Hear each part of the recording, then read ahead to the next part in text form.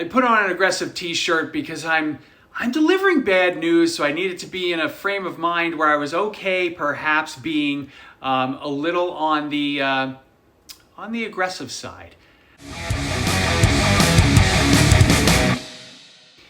Welcome back to Drinking It In. I am your host, Chris Casara, and today we are here to help you know more and drink better by avoiding 5 California red blends that I cannot stand.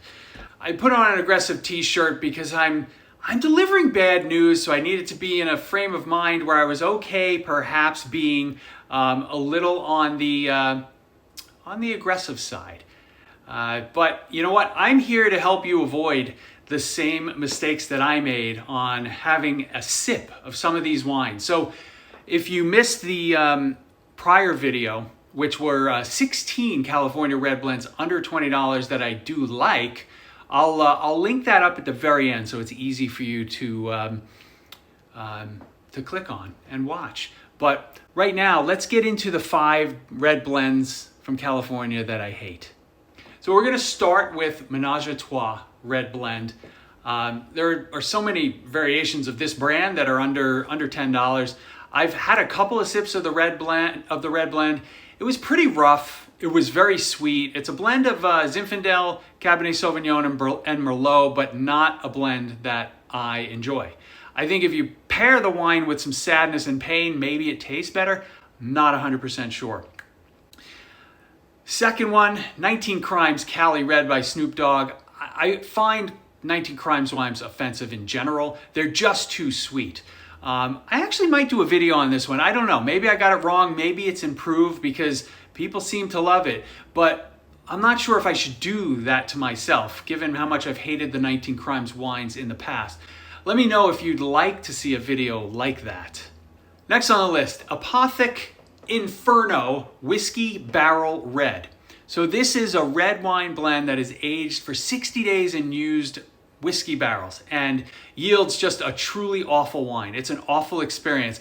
And I'm someone who loves red wine and bourbon, but clearly they just need to remain separate. I recall suffering through a glass of this when my parents poured it for me when I was down in Florida.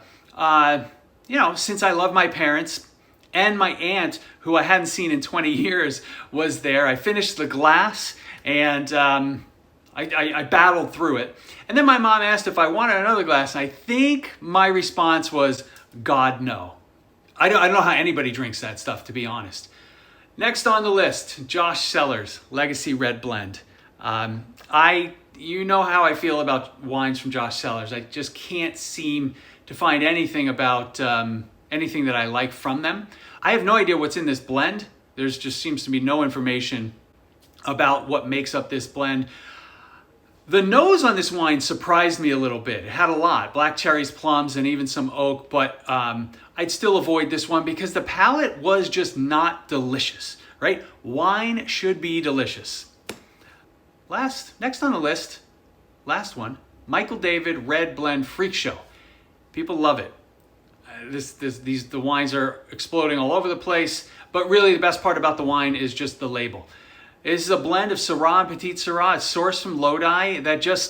All their wines taste fake to me, and this was no different. I found it like sickly sweet, and at 15% alcohol, it is a rough experience, right? Maybe it'd be good if I paired it with a time that I'm sad, and I sat down with a whole bucket of Cool Whip and took some sips of that wine. Maybe it would end up being better. I don't know. Let me know if I'm off base on any of these California red blends or if you agree with some of the assessments in this video. Hey, be sure to like and subscribe. Forget about the like. I mean, it'd be nice if you like, but be sure to subscribe because 96.34% of you are not subscribed. You're watching, but you're not subscribing. It means so much to me if you hit that little subscribe button. And I will see you again soon. Thanks for joining.